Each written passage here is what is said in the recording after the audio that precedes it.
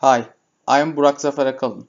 I am going to talk about my EEE 474 term project, which is double inversion recovery.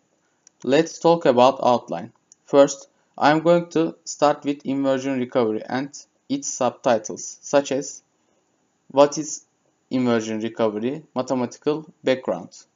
Then I am going to continue with double inversion recovery and its subtitles, such as what is double inversion recovery, mathematical background, signal nulling, and examples. Okay, let's start with inversion recovery.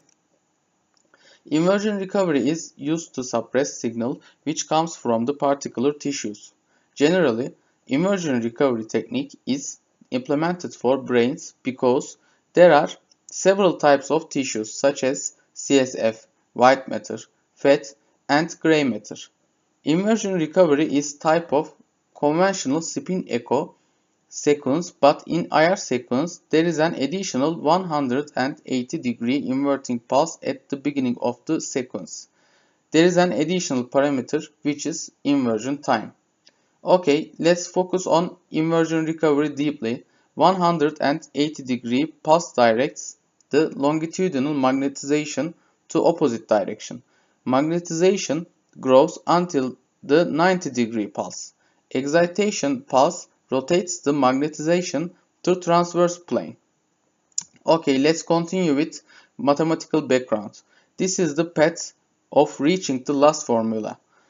Path starts with mz equals to m0. After inverting pulse, m0 turns minus m0. Then T1 relaxation occurs. After 90 pulse happens, longitudinal magnetization equals to 0. For the fifth one, general formula was applied and remaining parts were found same as the previous ones. Okay, if Te is longer than T2, T2 effect will be minimized. However, T1 effect is not obvious. Different types of tissues have particular T1 and T2 values. Okay, a double inversion recovery. There is a difference between inversion and double inversion recovery. There is an additional inverting pulse at the beginning of the sequence. Therefore, this sequence can suppress signals that comes from two different kinds of tissues. There are two additional parameters, which is Ti1 and Ti2. Ti1 is time interval between first inverting pulse and second inverting pulse. Ti2 is a time interval between second inverting pulse and excitation pulse. Okay. And mathematical background is similar with inversion recovery, but not the same. There are more steps because there is an additional inverting pulse. Firstly, 180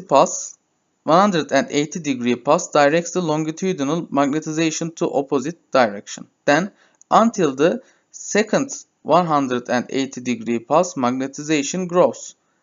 Second 180 degree pulse also directs the longitudinal magnetization to opposite direction.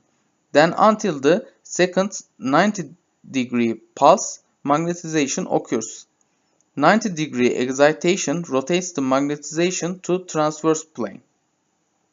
And then if Te is longer than T2, T2 effect will be minimized. However, T1 effect is not obvious again.